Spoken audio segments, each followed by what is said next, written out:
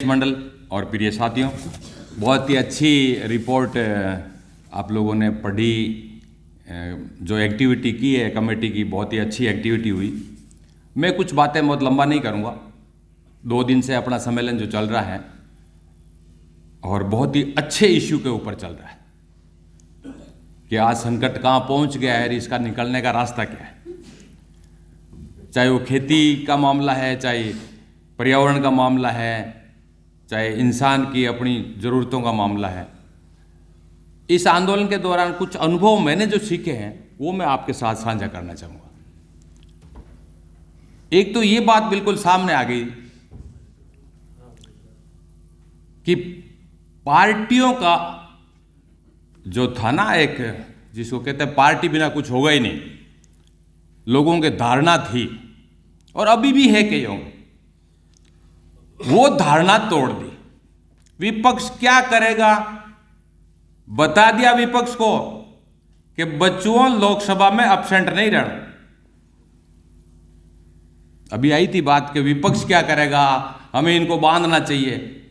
ये ऐसा जन आंदोलन था जिसने विपक्ष को यह कह दिया कि तुम्हें एब्सेंट नहीं रहना है, हाजिरी लगानी है वहां लोकसभा में। भारत की संसद में आज तक कभी भी ऐसा कानून रद्द नहीं हुआ। रद्द होने के पीछे लोकसभा के बहुमत के मामले में 2/3 मेजॉरिटी चाहिए। यही एक ऐसा आंदोलन था जिसने लोकसभा के पास किए हुए कानूनों को रद्द करवा दिया बिना लोकसभा में गए। इसका मतलब बहुत साफ है कि जो लोग ये समझते हैं कि संसद और लोकसभा, विधानसभा में जाने से ही सब कुछ होता है और पावर सिर्फ पॉलिटिकल पार्टियों के पास या सरकारों के पास है, वो भुलावे में नहीं रहे। बहुत सारी सभाओं में मैंने एक सवाल खड़ा करता था कि क्या आप लोग समझते हो कि प्रधानमंत्री नरेंद्र मोदी को आपने बनाया या आपने बीजेपी को वोट दिया इसलिए नरेंद्र मोदी प्रधानमंत्री बना? मैंने कहा भाई, आपकी जब 2013 के अंदर साथियों 2013 में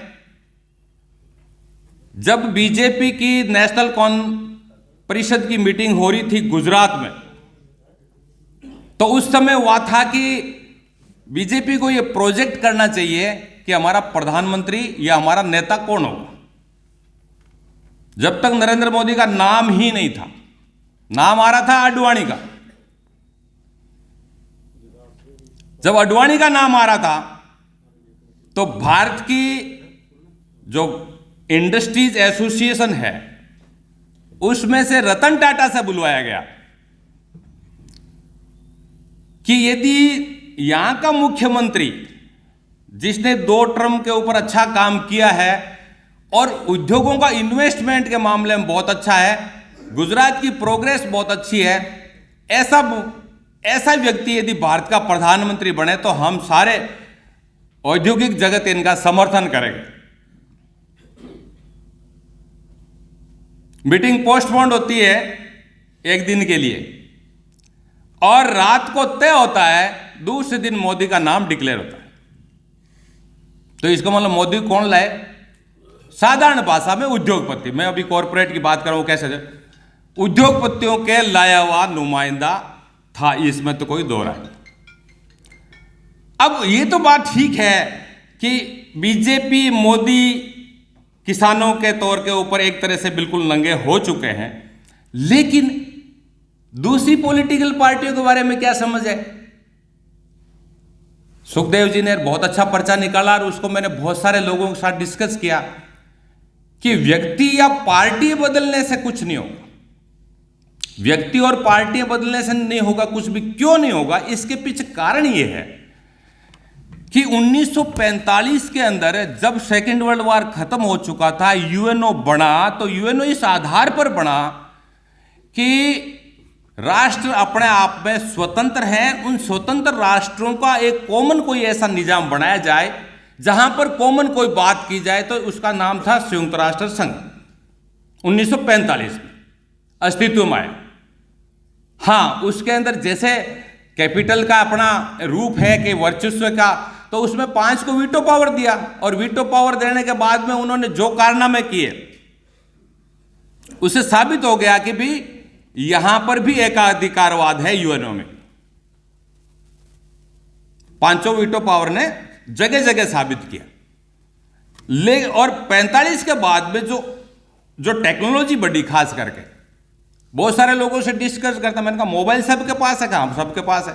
क्या मोबाइल आप बिना आपस में जो समझौते मोबाइल चला सकते हैं? नहीं चला सकते। इसका मतलब है कि 45 के बाद के अंदर जो राष्ट्रों के अंदर मालों का आना जाना, लोगों का आना जाना, टेक्नोलॉजी को आना जाना, चाहे हवा का, पानी का, सबका जितना भी लेन देन हुआ ना, बहुत, अब दुनिया एक गांव बन गई है। और दुनिया एक गांव को स्टीफन हॉकिंस ने भी कहा कि इस गांव को अब लास्ट में कैसे बचे ये गांव, और जिनके हाथ में वो गांव है वो तो नहीं बचा सकते। और गांव क्या बन गया? गांव के अंदर रहने वाली जो 2 से इकाइयां अपना आप में इंडिपेंडेंट कहने वाली थी, वो इकाइयां आपस में अंतर्निर्भर हो गई। आज जब अंतर्निर्भर हो गई है तो जो उदारवादी या पूंजीवादी जो निजाम थे या राष्ट्र जो राज करने का तरीका था उनका, और जो कम्युनिस्ट या साम्यवादी था, वो दोनों ही राष्ट्र के नाम के ऊपर, राष्ट्रवाद के नाम पर भी बात करते थे। वो राष्ट्रवाद अब जब चला नहीं तो नया पूरी विश्व का कौन सा दृष्टिकोण हो, उसके आधार पर सन 2002 के अंदर मैं आभार प्रकट करना चाहूंगा आरपी सराफ साहब का कि उन्होंने हमको एक प्रपोजल पेश किया, एक मॉडल पेश किया कि अब दुनिया जो चलेगी वो राष्ट्रों को रीस्ट्रक्चर करने से नहीं चलेगी, या राष्ट्र कैसे बढ़िया चले, कैसे ईमानदारी आदमी आवे, या कैसा ईमानदार कम्युनिस्ट प्रशासन आ जाए, उससे नहीं चलेगी।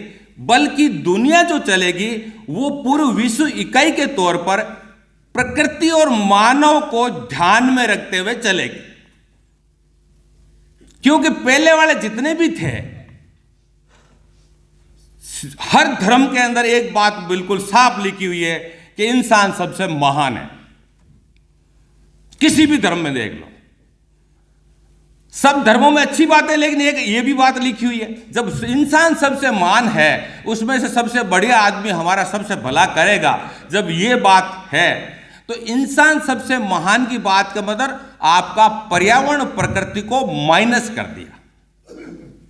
एक झटके में बता दिया कोरोना ने कि मुझे आप माइनस कर रहे हो तो पर्यावरण को नष्ट करो, तो एक वायरस ने भी झटका दे दिया, बड़े से बड़ों को झटका दे दिया।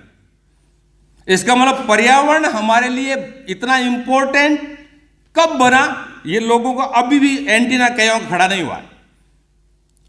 अब खड़ा हो जाना चाहिए कि पर्यावरण और मानव, यानी प्रकृति और मानव, दो ये फिनोमेना है, दोनों को जोड़ करके ही काम होगा। और इसीलिए जब प्राकृतिक खेती की तरफ हम आते हैं तब भी बहुत सारे लोगों से हमने बात की। आपका पहला पर्चा जो निकला हमने उसको बांटा और काफी अच्छी तादाद में बांटा। उसमें लिखा था जाग जाओ नहीं तो देर नहीं हो जाए।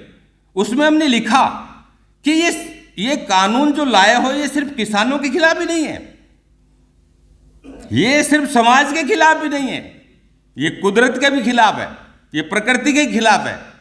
ये हमने कुदरत को लिया और जितनी भी भारतीय किसान यूनियन, क्रांतिकारी किसान यूनियन, फलानी जितनी भी किसान यूनियन है उनमें खेती किसान यूनियन तो है, खेती नहीं है उसमें। और इसलिए पंजाब के अंदर एक फ्रंट बढ़ा जिस फ्रंट का नाम है खेती किसानी खेती बाड़ी ते किसान फ्रंट। हमारा, मैं जिस संगठन से काम करता हूं उसका नाम है प्रकृति हितैषी मानव हितैषी कृषि अभियान। जो सिर्फ किसान हितैषी कृषि अभियान करेगा वो एक तरफा है। मैं ये नहीं करता बढ़िया नहीं कर रहे। और उसी से फिर हमने बहुत सारे लोगों से चर्चा की। राकेश टिकैत जी के बड़े भाई नरेश जी टिकैत, उनसे चर्चा की।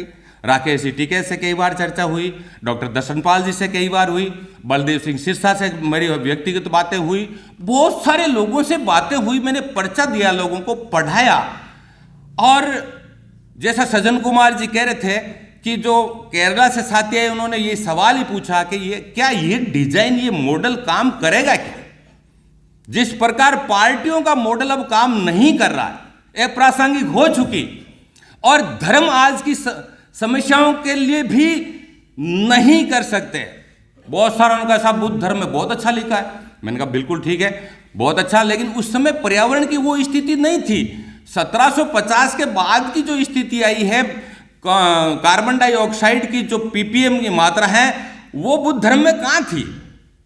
कैसे वो सॉल्यूशन बेचारा ईसा मसीह दे सकते हैं? गुरु नानक देव जी ने 500 साल पहले की जो बातें थी वो कहां थी? कहां फोर्टिफाइड फूड था? अब हम यदि हकीकत को नहीं देखेंगे, वास्तविकता को नहीं देखेंगे, और हमारी यूनियनों का भी मैं बताऊं आपको कि ये मंच नहीं बनता, अब जो हमारा जो संयुक्त मोर्चा नहीं बनता तो कामयाबी नहीं होती। अब संयुक्त मोर्चा क्यों बना, इसके पीछे भी आप राज देखेंगे। सारी यूनियनें कहती है, और हमको भी कोई लोग पूछते थे कि यार आपकी मोदी नहीं मानेगा तो क्या होगा? मैंने कहा भैया माने नहीं माने, हमारी 32 जत्थेबंदी है पंजाब की, और बाकी हम एक हो गए। एक बात तो ये किसने किया मैं बताऊंगा आप। और कोई माने या नहीं माने, हिंदू मुसलमानों का सन 47 के अंदर जो विभाजन हुआ, और विभाजन का कारण बीजेपी तो ये कहती है कि कांग्रेस ने कर दिया, नेहरू ने कर दिया, और कांग्रेस जो है वो कहती है कि भी मुस्लिम लीग ने कर दिया, अंग्रेज कहते भी इन दोनों ने कर दिया, कोई कहते इन तीनों ने कर दिया। मैं उसमें लंबा नहीं जाऊंगा, लेकिन बात यह है कि 1909 के अंदर जब मार्ले मिंटो आया था और उसने जब दो नेशन की थ्योरी दे दी, यानी तुम्हारे मुसलमानों को वोट अलग पड़ेंगे और हमारे अलग पड़ेंगे, तब से हिंदू मुसलमान का तो वही हो गया था, उसको ऑन कर लिया था सारी पार्टियों ने। गांधी जी की हर सभा के अंदर ये होता था, वैष्णव जन तो तेने के ये पीर पराई जाने से, मैं पहले हिंदू हूं फिर मैं हिंदुस्तानी। जिस समय बात थी देश की कि मैं पहले हिंदुस्तानी और फिर हिंदू हूं, बात नहीं, बात बढ़ती। डिवीजन तो हमने पहले ही डाल दिया। आर्य समाज, हिंदू महासभा, इन सारों ने कहा कि हिंदुओं इकट्ठे हो जाओ। किस बात के लिए? बाल विवाह के लिए, विधवा विवाह के लिए, नाम वो था। और करते करते जब हिंदू इकट्ठे हुए उस कमरे के अंदर, तो दूसरे कमरे में मुसलमान इकट्ठे हुए, होना ही था, वो तो रिएक्शन था। तो ऐसे करते करते जिस को शांतिपूर्ण आंदोलन कहते हैं, और बहुत सारे कहते हैं किसान आंदोलन में कि हम गांधी जी के पथ पर चले। गांधी जी के पथ पर तो 10 लाख लोग मरे, गांधी जी के पथ पर तो 40 लाख घायल हुए, गांधी जी के पथ पर तो 250 लोग बेघरबार हुए, 2.5 करोड़, तो 250 करोड़ बेघरबार हुए। अब बताओ उसको शांतिपूर्ण अहिंसात्मक आंदोलन कह सकते हैं क्या हमारा? इसी प्रकार आज बहुत सारी यूनियन ने बहुत अच्छा काम किया, लेकिन फंस कहां गई? चुनाव में फंस गई। अब चुनाव में फंस गई। बहुत सारे जो चुनाव में नहीं फंसे वो भी कंफ्यूजन में कहां है? वो कहते नहीं, चुनाव में जो चुनाव में जाता है ना वो गड़बड़ हो जाता है। बात वो गड़बड़ वो नहीं है, या चुनाव में जाता वो राजनीति करता। हमें भी बहुत बड़ी राजनीति करनी है, हम कह रहे हैं सबसे बड़ी राजनीति है यूएनओ का रीस्ट्रक्चर करना। ये बहुत बड़ी राजनीति है, वीटो पावर समाप्त करना, ये पहला काम है। ये यदि आज बात कहता, कोई कहता है ये समझ में नहीं आएगा लोगों के, मेरे गांव के लोगों को समझ में आता है, सबको आता है कि दुनिया सारी एक होगी, सबसे ज्यादा गड़बड़ कहां है? सबसे ज्यादा गड़बड़ है यूएनओ में, उसको थोड़ा ठीक करो। उसको जब ठीक करते हैं तो फिर अच्छा बहुत सारे राजनीति को ही सब कुछ मान रहे हैं, कंपनियों में जाते ही नहीं। अर्थनीति के अंदर कंपनियां जितनी भी है उसके अंदर हमने प्रपोजल दिया है कि भैया इसके अंदर यदि प्राइवेट कंपनी है और उसके शेयर मार्केट है तो शेयर होल्डर और मजदूर जो हैं उनकी भागीदारी करके वो निजाम बने उसका। शेयर होल्डर और वहां के जो कर्मचारी हैं उनकी भागीदारी हो। और जो सरकारी कंपनी है, बहुत सारे कम्युनिस्ट कहते हैं अच्छा सरकारी निजीकरण और सरकारीकरण के निजीकरण के बजाय सरकारीकरण होगा तो बढ़िया रहेगा। सरकारीकरण तो रशिया में था, चाइना में था, हुआ क्या? सरकारीकरण से क्या हुआ? इसका मतलब सरकारीकरण भी फेल है और निजीकरण भी फेल है। दोनों के बजाय तीसरा रास्ता जो सराफ साहब ने दिया वो है कोऑपरेटिव का रास्ता, जहां पर लोगों की भागीदारी हो, लोग उसके अंदर हो तो मामला बढ़े। सरकारी बना दो। सरकारी के अंदर क्या? सरकारी तो पूरा था ना। कम्युनिस्ट पार्टी ने कहा था कि सरवारा का राज, मजदूरों का राज, और मजदूरों का राज आए तो उसमें पार्टी का राज आ गया। पार्टी का राज है महासचिव, महासचिव मरे न माचा छोड़े। जितने भी महासचिव हैं उन्होंने माचा ही नहीं छोड़ा। इसका मतलब क्या हुआ? इसका मतलब बहुत साफ है कि अब जो हम कहां पहुंच गए हैं, अब हम इस जगह पहुंच गए हैं जहां पर हमको नई बात लोगों के अनुसार और पूरी दुनिया के अनुसार दृष्टिकोण बदलना पड़ेगा। उस दृष्टिकोण के तहत यह आता है कि हमें पॉलिटिकल पार्टी पे क्यों नहीं जाना चाहिए। इसलिए नहीं जाना चाहिए कि हमें अब राष्ट्रों के संविधान की पार्टी नहीं चलेगी। अभी जितना भी आप भाग लो या विरोध करो, राष्ट्र के अंदर ही कर रहे हो। जो भाग लेने वाले हैं वो भी राष्ट्र की बात करेगी, राष्ट्र को ठीक कर दो। कल मैं जब देख रहा था, शुरुआत हुई थी, पहली शुरुआत भी राष्ट्रवादी गानों से थी। अब वो राष्ट्रवादी गाने 47 में तो ठीक थे, आज इस मंच पर कैसे ठीक है? राष्ट्रभक्ति हम जिनकी बात कर रहे हैं वो अब नहीं है। उन्होंने योगदान दे दिया, राष्ट्र के लिए जितना योगदान दिया दे दिया, अब नहीं, अब हमको उससे आगे बढ़ना चाहिए। ये क्यों प्रसिद्ध हुए जितने भी कलाकार हैं? इसलिए प्रसिद्ध, उन्होंने कहा, मौके की बात की कि भैया ट्रैक्टर लेके रवाना हो जाओ, ट्रॉली लेके रवाना हो जाओ। वो जैसे ही मौके की बात की लोग कह रहे। और युद्धवीर जी हमारे बहुत अच्छे लीडर हैं, वो कह रहे हैं कि हमारी एक दिन बात हुई कि आर.के. सर जी, हमको ये विश्वास नहीं था कि इतने नौजवान आ जाएंगे, हमको ये विश्वास ही नहीं था इतनी महिलाएं आ जाएगी। और जब आप लोग पंजाब वाले गए थे, यहाँ जगह जगह जो बॉर्डर था, हरियाणा का बॉर्डर के आसपास गए थे, तब क्या हुआ था? बॉर्डर जब सील कर दिया था, आप लोग आगे बढ़ रहे थे, आपके नेताओं ने क्या कहा? कानून मत तोड़ो। लोगों ने क्या कहा? कानून तोड़ो। ये बात मैं व्यक्तिगत नहीं कहता, लेकिन लोगों का प्रेशर इतना था कि इन यूनियनों को बांध कर रखा। अब 15 तारीख को मीटिंग है, एमएसपी पर है, एमएसपी पर बाद भी सब एमएसपी मिल जाएगी, और एमएसपी मिलनी चाहिए, इसमें कोई बात नहीं। एमएसपी मिले, जिसके अंदर दो बातें बहुत ही महत्वपूर्ण सुखदेव जी ने जोड़ी है कि एमएसपी के अंदर आपका पर्यावरण का मुद्दा उसमें जोड़ना चाहिए, कार्बन क्रेडिट का, और उसमें जोड़ना चाहिए स्किल लेबर का। इसके लिए आप जैसे कोई बुद्धिमान लोग हैं, वो कोई एक्सरसाइज करके दे तो हम उनको भी दे प्रोस दें कि भाई एमएसपी का मुद्दा इस तरह तय होना चाहिए, एमएसपी तय हो, उसमें कोई बात नहीं।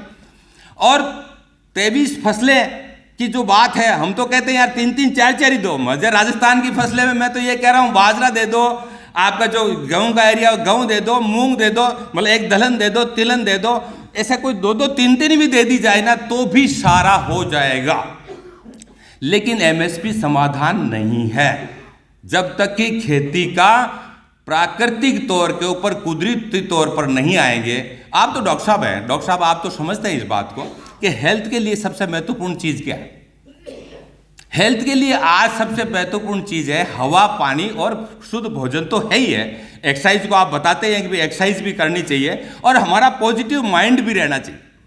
अब पॉजिटिव माइंड कैसे रहे, इसके लिए भी ये है कि वातावरण, अभी देखो साल भर के अंदर सारी जगह कोरोना था और हमारे मोर्चों पर कोई कोरोना नहीं था। जितने मोर्चे थे उसमें कोई कोरोना नहीं, सारे पॉजिटिव थे कि सुबह शाम मस्त रहते थे। तो इसलिए मैं तो आपसे एक ही निवेदन करूंगा कि ये प्रकृति और मानव केंद्रित जन आंदोलन को मैं ये कहना चाहूंगा कि अब हमें मानव को भी सेंटर में रखें और प्रकृति को सेंटर में रखें। दोनों को सेंटर में नहीं रखे न मानव रहेगा और न प्रकृति रहेगी। हमें पक्का विरोध करना चाहिए कि परमाणु हथियार, रासायनिक हथियार खत्म हो। इस बात को बिल्कुल या नारे लगने चाहिए। 1988 के अंदर हम लोग जब कश्मीर गए थे तो हमने कहा बॉर्डर खोलो। पुलवामा के अंदर का ये वो पहलगांव था कि बॉर्डर खोलो, उस समय था कि और हम आज भी कह रहे हैं कि भारत पाकिस्तान का बॉर्डर खुलना चाहिए। अंदर तो कहते हैं कि यहां प्रजातंत्र हो और बाहर भारत की सरकार प्रभुत्व रखती है। भारत की सरकार का मतलब मैं सिर्फ बीजेपी सरकार की बात नहीं कर रहा, सारी सरकारें, सभी ने ऐसा ही किया। और जो लोग हमारी ये बड़ा अच्छा दिया शराब साहब ने कि भी हमारे इस मंच के ऊपर बीजेपी भी आवे, आरएसएस भी आवे, सब आ सकते हैं, कोई दिक्कत वाली बात नहीं। जब मैं आरएसएस वालों से बात करता हूं, मैं आपको इंस्टेंट बताऊं, आरएसएस को तो कम्युनिस्ट तो इतना उसको अछूत मानते हैं आरएसएस वालों को। और मैं कहता हूं आरएसएस को आज सरकारें काम ले रही है, पार्टियां काम में ले रही है।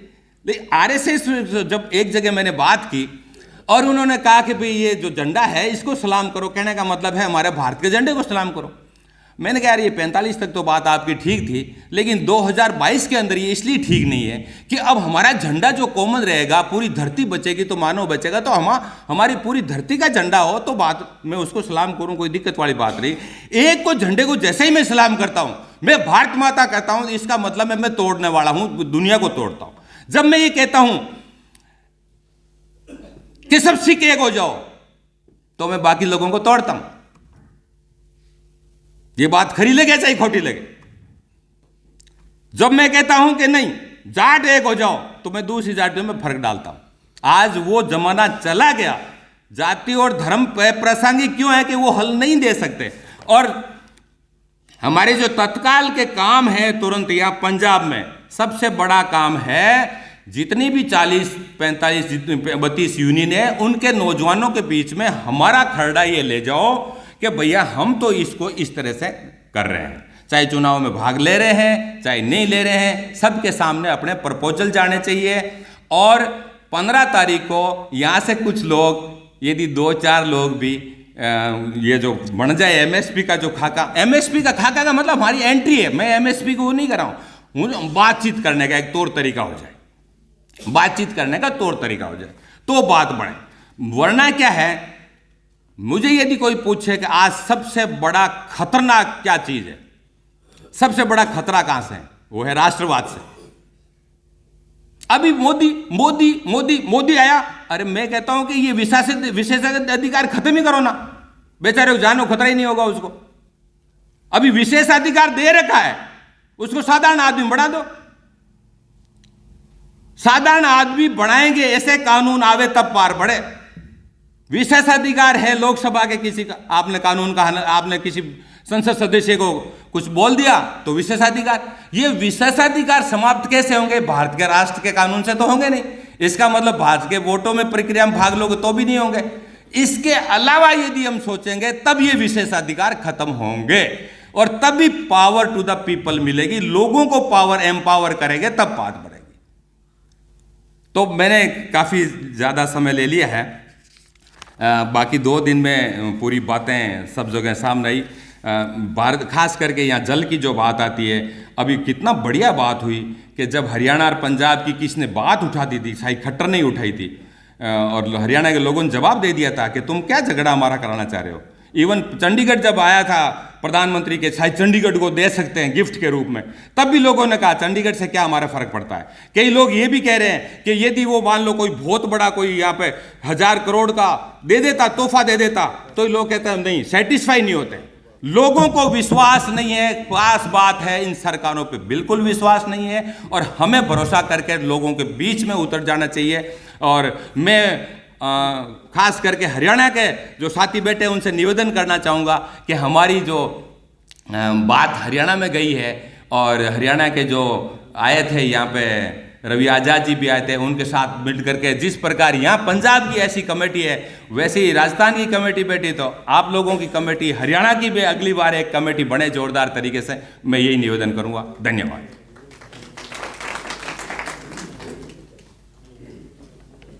ਧੰਨਵਾਦ ਜੀ ਰਿਤਕਰਨ ਜੀ।